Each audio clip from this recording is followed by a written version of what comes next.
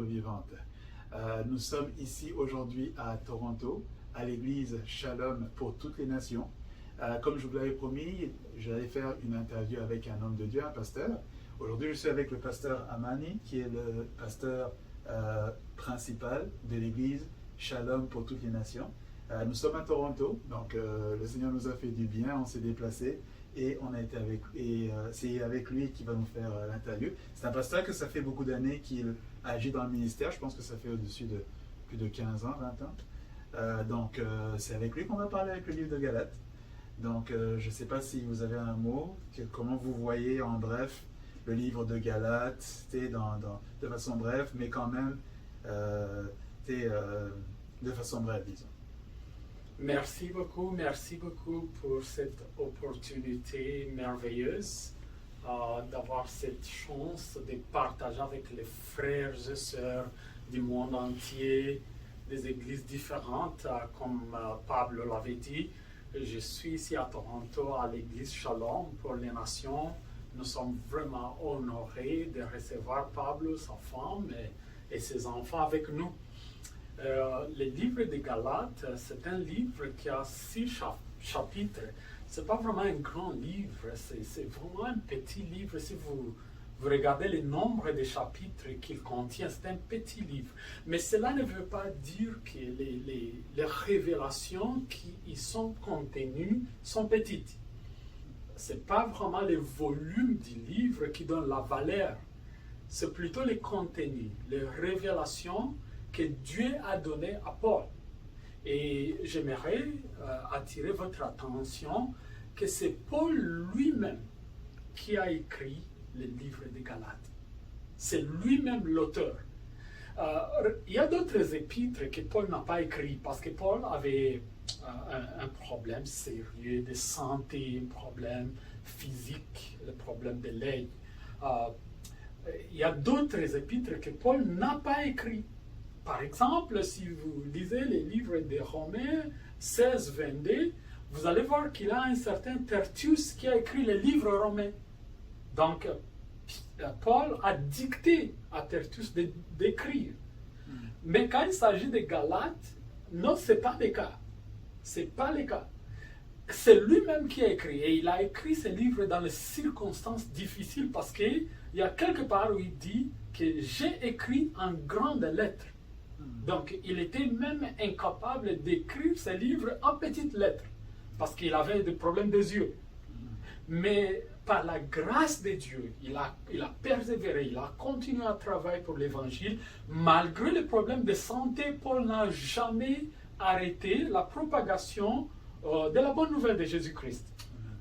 Eh bien, ce livre, le thème général, c'est que Paul confronte la position légalistique et judaïque qui stipule que les croyants doivent être circoncis et les croyants doivent garder les lois mosaïques pour être sauvés.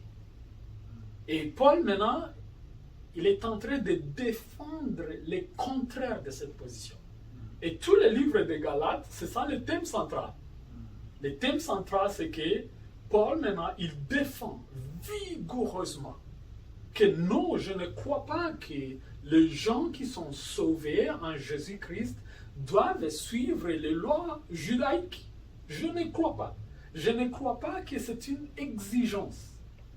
Et bien sûr, il y a eu beaucoup de confrontations. Beaucoup de confrontations.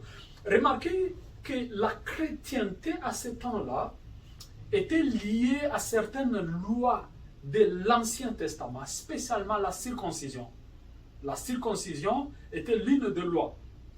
Et pour éviter la persécution, les Juifs zélés qui interdisaient la fraternité avec les gentils, les païens, et ils disaient que non, on ne peut pas accepter quelqu'un comme frère ou sœur en Christ sans que la personne suive les lois mosaïques. Et il y avait un autre groupe qui ils avaient peur d'être persécutés avec ce groupe-là. Alors il fallait faire un compromis pour dire si quelqu'un est sauvé, en plus du salut, il faut que cette personne-là suive scrupuleusement les lois de Moïse.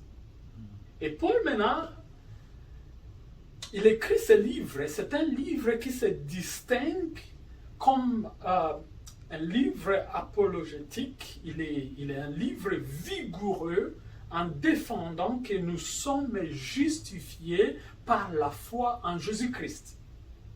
Pas moins, pas plus.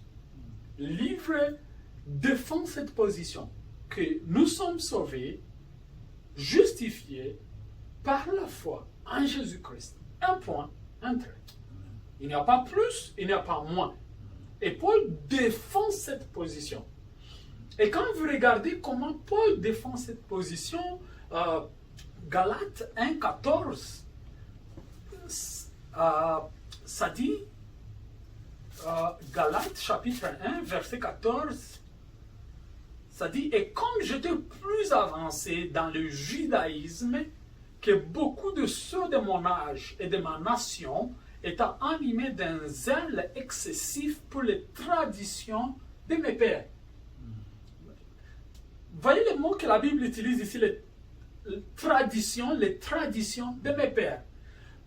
Quand vous lisez ça, vous vous demandez quelles étaient ces traditions. Mais quand vous regardez dans Matthieu 15, 2, vous commencez à comprendre comment la Bible met les points sur les i.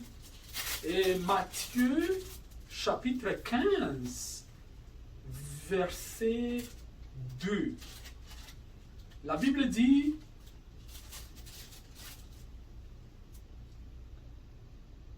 je commence au verset 1. Alors des pharisiens et des scribes virent de Jérusalem auprès de Jésus et dirent, pourquoi tes disciples transgressent-ils la tradition des anciens? Car ils ne se lavent pas les mains quand ils prennent leur repas. Il leur répondit, et vous, pourquoi transgressez-vous les commandements de Dieu au profit de votre tradition? Car Dieu a dit, honore ton père et ta mère, et celui qui maudira son père ou sa mère sera puni de mort. Mais vous vous dites, celui qui dira à son père ou à sa mère, ce dont j'aurais pu t'assister est une offrande à Dieu. Ce n'est pas tenu d'honorer son père ou sa mère. Vous annulez ainsi la parole de Dieu au profit de votre tradition. Hypocrite, Ésaïe a bien prophétisé sur vous quand il a dit. Vous comprenez?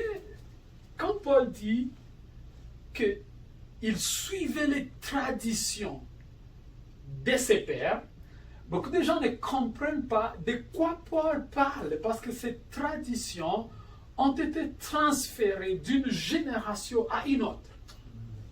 Quand ils ont quitté à l'exil à Babylone, le peuple d'Israël quitte Babylone, où ils étaient exilés pendant des années. Les rabbis juifs, ils ont élaboré des lois morales, éthiques, qui devraient les régir. Et ces lois, c'était des interprétations de la loi de Moïse. Mais c'était de façon orale. Il n'y avait pas d'écrit à ce temps-là. Mais c'était quand même dur, parce qu'il fallait suivre ces lois. Maintenant, quand Paul a commencé à prêcher l'évangile pendant ses voyages missionnaires, il a bouleversé avec la doctrine de Jésus-Christ le salut qui se trouve en Jésus-Christ seulement. Ça a bouleversé ces lois. Alors il y avait un conflit entre les Juifs zélés de la tradition de ses pères, que Paul lui-même suivait avant de suivre Jésus-Christ, avant qu'il soit sauvé. Il était aussi zélé pour cette tradition. Mais quand il a reçu Christ, il dit, je ne suis plus cette tradition. Et vous comprenez que les gens sont venus à Jésus pour dire, pourquoi tes disciples ne lavent pas les mains? Parce que c'était parmi les traditions. Ils étaient scandaleux de voir Jésus-Christ, le Fils de Dieu vivant, ses propres disciples se permettent de manger sans se laver les mains. C'était contre les traditions de ses pères. Mais Jésus dit, je comprends votre préoccupation. Mais vous voulez annuler la parole de Dieu avec vos traditions. Il y a même des traditions que vous-même, vous ne suivez pas. Alors, vous ne pouvez pas annuler la promesse, la parole de Dieu par vos traditions. Maintenant, quand Paul écrit, il se distingue en défendant que nous sommes justifiés par la foi en Jésus-Christ et rien que ça. Alors, quand vous lisez tous les livres des Galates, c'est ça le thème principal qui revient d'ici et là. Comme je vous l'avais dit, c'est 6 chapitres seulement. Mais le thème principal, la position légalistique, judaïque, qui stipule que les croyants doivent être circoncis et garder la loi de Moïse pour être sauvés, Paul bouleverse cette position. Il contrecarre, il amène des arguments solides. Et le livre des Galates, c'est un défenseur de la grâce par laquelle nous sommes sauvés en Jésus-Christ. Voilà en bref de quoi le livre des Galates est constitué. Que Dieu vous bénisse. Je suis sûr que nous aurons d'autres occasions d'aller en détail, chapitre par chapitre, thème par thème, pour comprendre la profondeur du livre des Galates. Amen. Que Dieu vous bénisse. Amen. Merci beaucoup, pasteur. Merci énormément. Ça, c'était la première partie. On va prendre une pause. La façon qu'on va fonctionner, c'est que la prochaine partie, parce qu'on va faire une autre vidéo, dans laquelle on va lui poser des questions, parce que là, c'était beaucoup plus, il allait expliquer, grosso modo, de quoi parle le livre de Galates. La deuxième partie, là, on va lui poser des questions, et là, il va pouvoir répondre, et on va comprendre encore mieux encore. Donc, la deuxième partie, vous n'allez pas être avec moi, vous allez être avec mon aide. Ça sera mon épouse, Joël, vous allez la voir. Et je suis sûr que vous allez être bénis. Donc, restez avec nous. Et le meilleur reste à venir encore là. Merci beaucoup.